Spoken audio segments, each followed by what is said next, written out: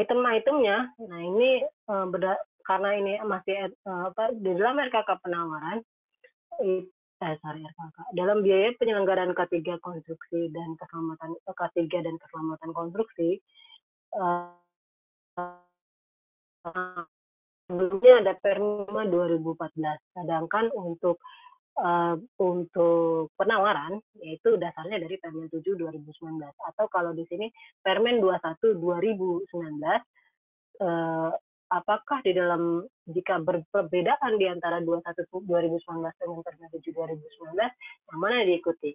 Karena sifatnya di penawaran adalah peraturannya Permen 7 2019, jadi lex spesialisnya Permen PR 7 2019. Ketika di pelaksanaan itu kita mengacu pada Permen 21 2019 pengganti Permen 5 2014 gitu ya Bapak Ibu ya.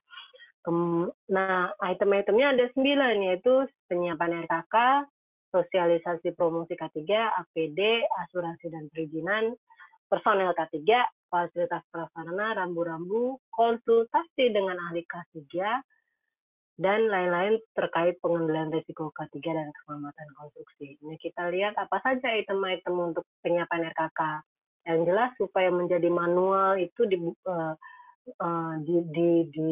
diperhitungkan. Kira-kira akan membutuhkan biaya berapa untuk membuat manual prosedur instruksi kerja ini gitu ya. Kemudian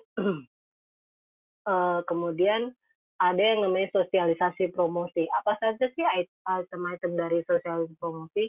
Bisa induksi. Induksi itu bisa dilakukan seminggu sekali ya, atau 2 minggu sekali, tapi kalau bisa seminggu sekali gitu ya. Nah, mungkin apa sih yang perlu disiapkan? Perlu uang nggak? Gitu. Siapa tahu ngasih snack seperti itu, atau mungkin yang kayak seperti itu ya.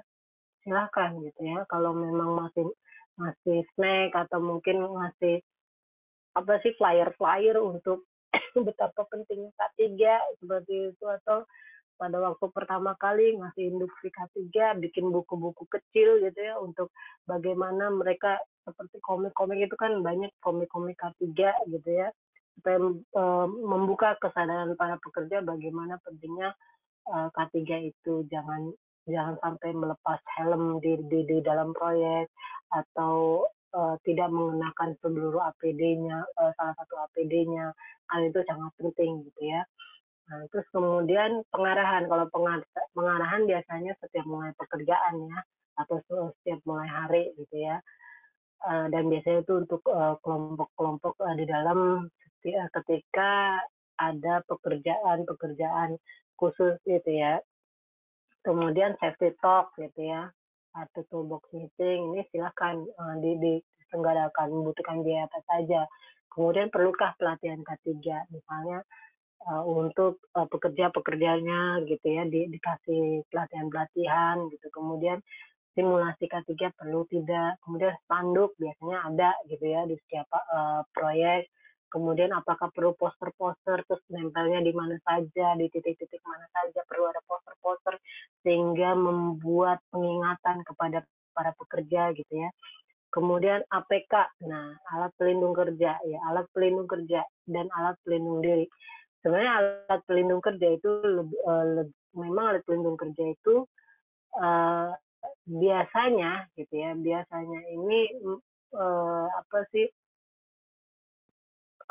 menyatu pada metode pelaksanaan. Hanya saja ada yang keluar dari alat pelindung kerja ini, ada yang masuk di dalam rincian biaya. Salah satunya misalnya jaring pengaman gitu ya, atau mungkin pagar pengaman gitu ya. Tapi kalau misalnya seperti turap, kenapa di sini nggak ada turap? Mungkin itu jadi item pekerjaan. Sebenarnya turap itu mungkin bagian dari alat pelindung kerjanya, seperti itu ya. Kemudian ya seperti itu ya. Ini APK dan APD gitu ya. Kemudian asuransi dan perizinan. Asuransi dan perizinan ini BPJS itu nilainya kayaknya sudah ada ya ketentuannya. Terus kemudian personel K3, siapa saja yang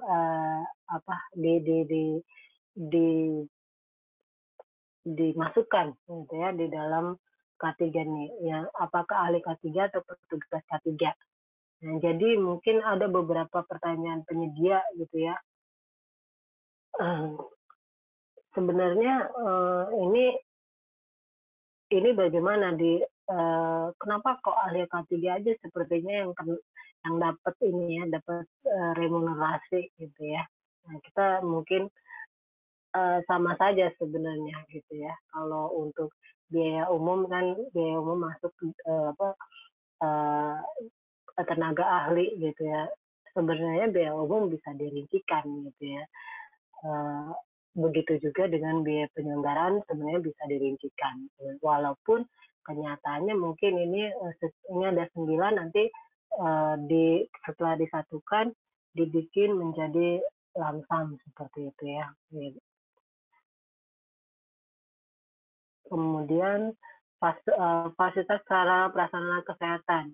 Nah, ini memang harus ada ya perawatan K3, ruang P3K gitu ya. Nah, ini berapa biaya yang harus dimunculkan gitu ya.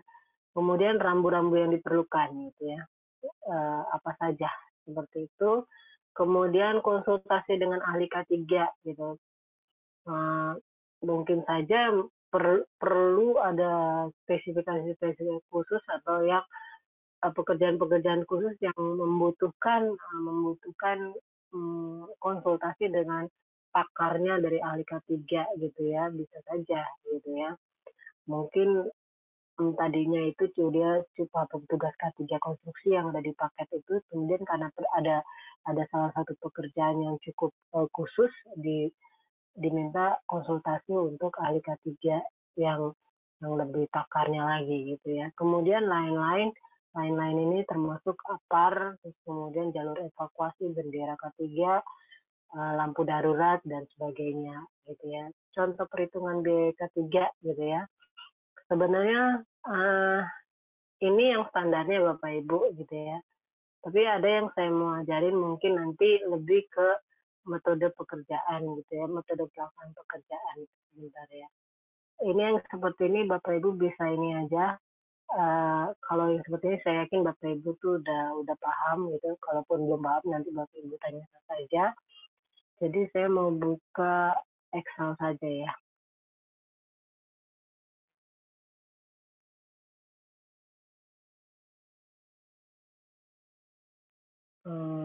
Bentar.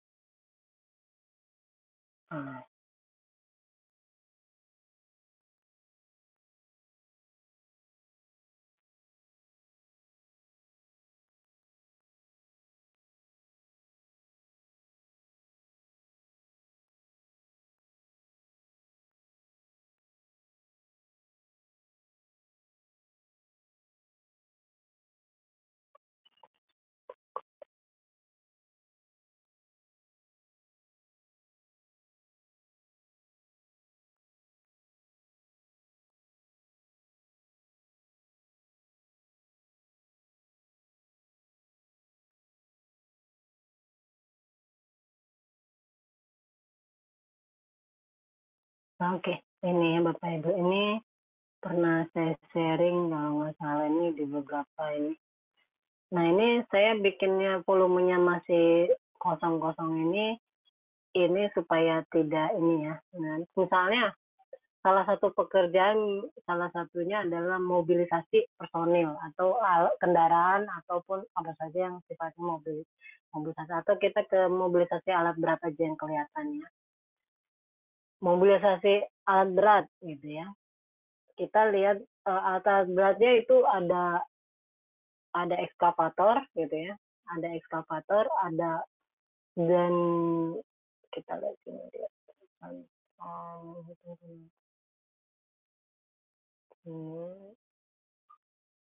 Oke.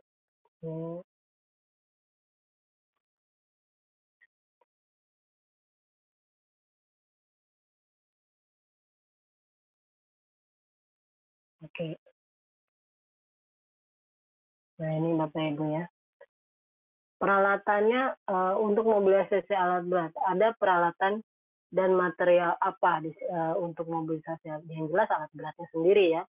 Di sini ada ekskavator, ada dump truck, jackhammer, crawl crane, vibro, terus ada truk biasa, terus truk trailer, terus kemudian concrete pump, terus kemudian untuk ekskavator ada satu operator, untuk dump truck ada 3 driver, dan sebagainya seperti itu. Dan totalnya itu untuk keseluruhan ada 16 connect, ada 10 pekerja, dan ada 2 mandor gitu ya.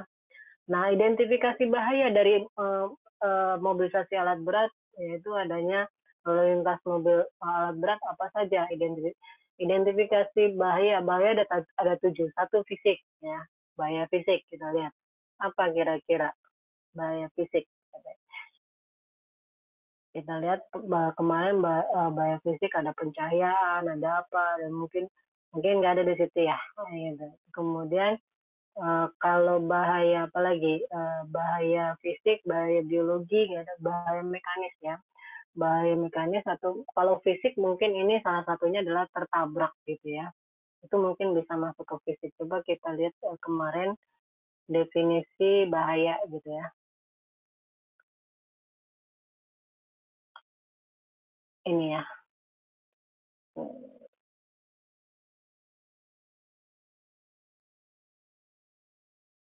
Nah ini satu-satu aja kita buka, maksudnya satu-satu kita checklist misalnya kalau jadi panduan gitu ya. Tadi kan disebutkan bahwa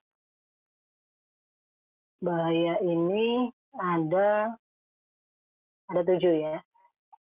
Untuk lalu lintas mobil alat berat ya, alat berat. Kebisingan mengganggu nggak? Kayaknya nggak. Gitu. Mungkin aja mengganggu, cuma nggak terlalu ini ya. Pencahayaan tidak, tekanan kita radiasi tidak, suhu ekstrim tidak, getaran mungkin saja ya getaran. Kemudian debu partikulat bisa jadi ya, debu partikulat, getaran gitu ya. Kalau tekanan ini kita lihat dulu tekanan ini ke arah mana gitu ya. Yang 12 debu partikulat kalau apa sih nama mobil alat berat itu bisa saja membawa kalau apa tanah gitu ya, tanah liat itu kalau yang basah bisa sampai di jalan itu bertumpukan tanah-tanah gitu ya, berceceran tanah-tanah liat gitu. Itu sebenarnya sudah cukup mengganggu jalannya lalu lintas itu sebenarnya ya. Kalau yang kayak motor gitu mungkin pas lagi ngebut-ngebutnya nggak sadar, nah bisa terpleset seperti itu ya. Kemudian bahaya kimia enggak, bahaya biologi enggak, bahaya ergonomi tidak, bahaya psikologis tidak gitu ya. Kita lihat ada bahaya apa lagi? Bahaya listrik ya, bahaya listrik nggak ada. Ergonomi, nah ini kita lihat nih, kalau ini mungkin lebih ke fisik dan getaran gitu ya, kita mana tadi Excel ya. Nah ini kalau mobil yaitu tertabrak ya, atau tabrakan. Tabrakan ini antara mau alat berat dengan alat berat gitu ya.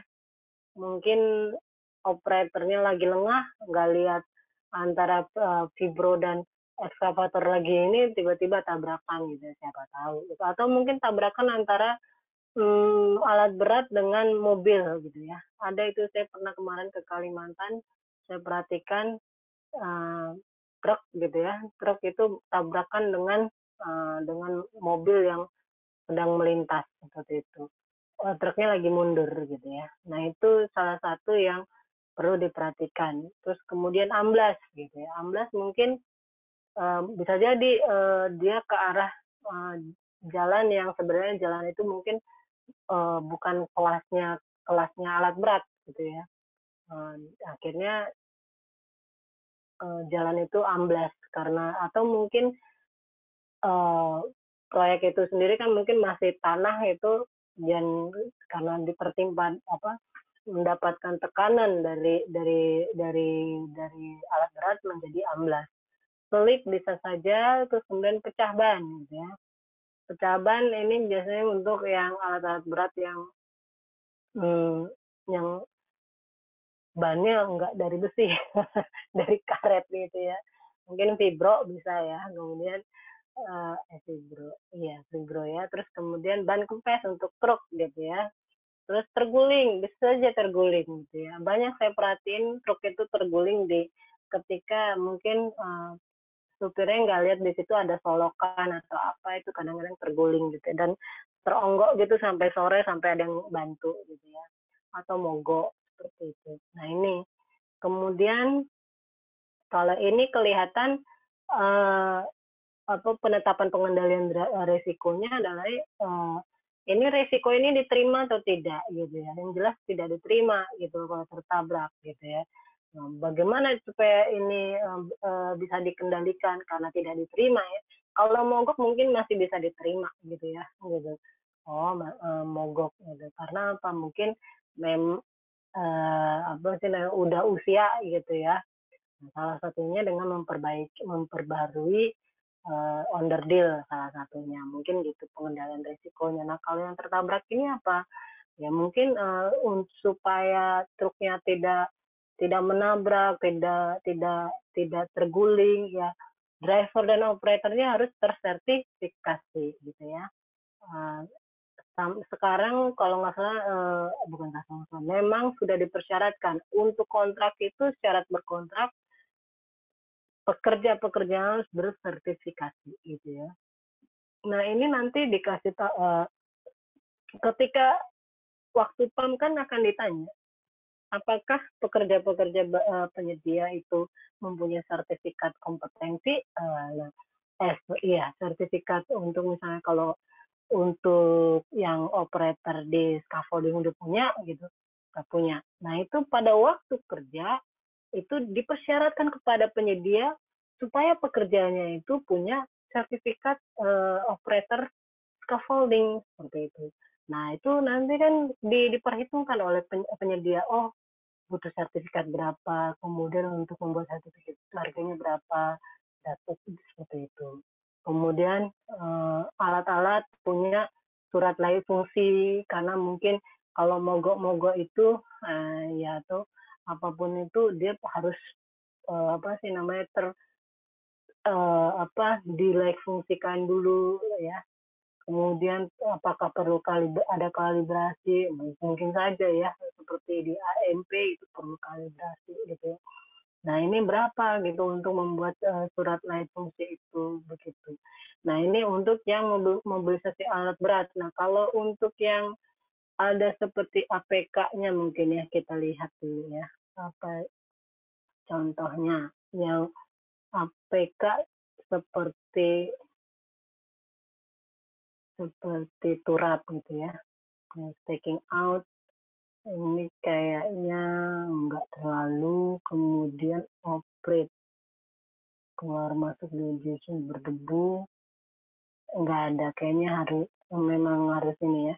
Ini rata-rata lebih ke APK yang banyak atau APD yang terakomodir di template format biaya penyelenggaraan K3 ya. Nah, kalau kayak kemarin kita bikin apa sih namanya, turap. Nah, mungkin karena turap nanti pembuat misalnya di sini ada, eee, pekerjaan galian. Galian itu takut tertimbun, bahayanya adalah tertimbun misalnya di sini ya.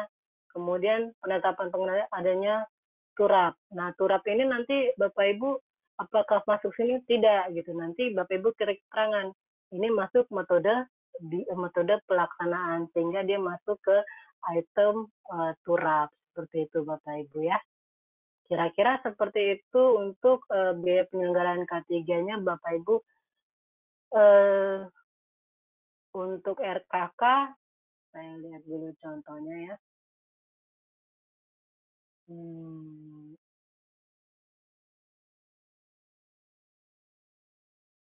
kan ini kemarin saya udah buat.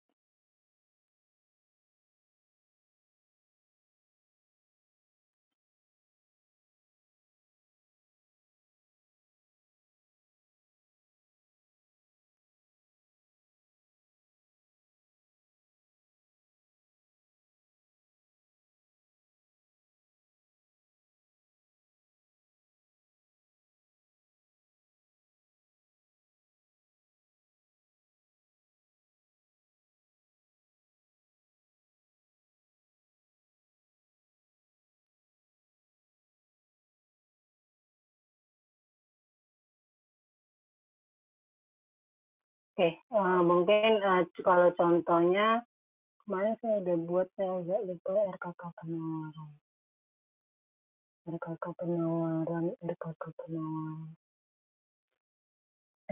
oh ya.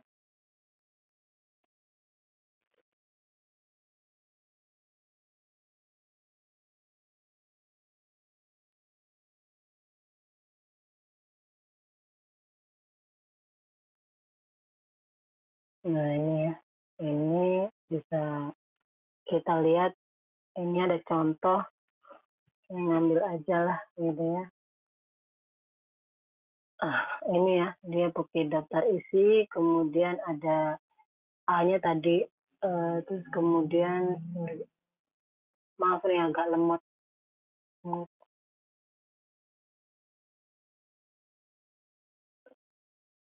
Nah ini bagian A-nya nanti dia menjelaskan tentang apa sih namanya, ke kepemimpinan partisipasi pekerja dalam keselamatan industri, bla blanya, kemudian ada komitmen. Nah komitmennya ini harusnya mirip ya sama yang Permen 21 gitu. Permen 21 itu ke zero accident gitu ya. Seperti ini. Nah ini yang Bapak Ibu saya sebutkan untuk Permen 21 tahun 2019 menggunakan matriksnya 5x5. Nah ya, seperti itu. Ini kita lihat bahwa, nah kepemimpinan konstruksi ini ada daftar isu. Daftar isunya itu lebih ke SWOT gitu ya Bapak Ibu ya. Harus bisa ke SWOT-nya gitu. Nah ini keselamatan komitmen. Nah komitmen ini lembar komitmen, salah satunya komitmen keselamatan konstruksi memuat lembar fakta komitmen. Contohnya seperti ini gitu ya. Tapi kalau mau dibuat bla-blanya silakan, tapi di ini lampirannya tidak ada tentang ini, hanya formatnya aja gitu ya. Ini kemudian di B1 itu untuk yang identifikasi bahaya dan program tadi ya. Identifikasi bahaya, penilaian dampak dan penilaian risikonya. Terus kemudian skala prioritas dan penetapan pengendalian risiko, sedangkan ya ini B2-nya itu skala sasaran dan sudah membuat sasaran dan programnya.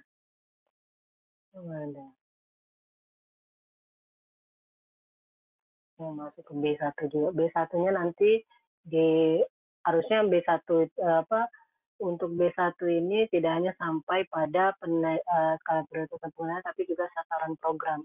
Nanti dibuatkan saja, template-nya ada, nanti saya berikan kalau Bapak Ibu minta. Terus kemudian untuk B3-nya, ini ada sasaran programnya. Ini tabel penyasaran program, sorry, ada ya.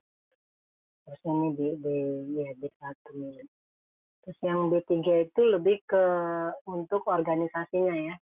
Nah, kalau RKK penawaran itu lebih ke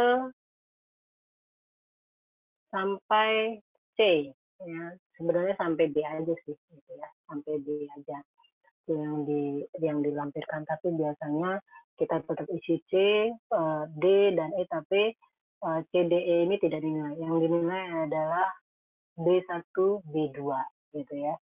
Seperti itu.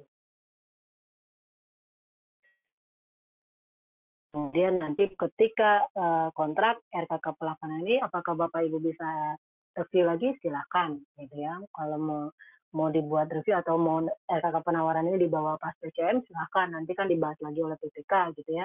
Nanti ketika dibahas oleh PPK, kemudian misalnya PPK kayaknya perlu ini, perlu itu gitu, tambahan ini. Terus bagaimana? Apakah ada? Nah itu hati-hati gitu ya.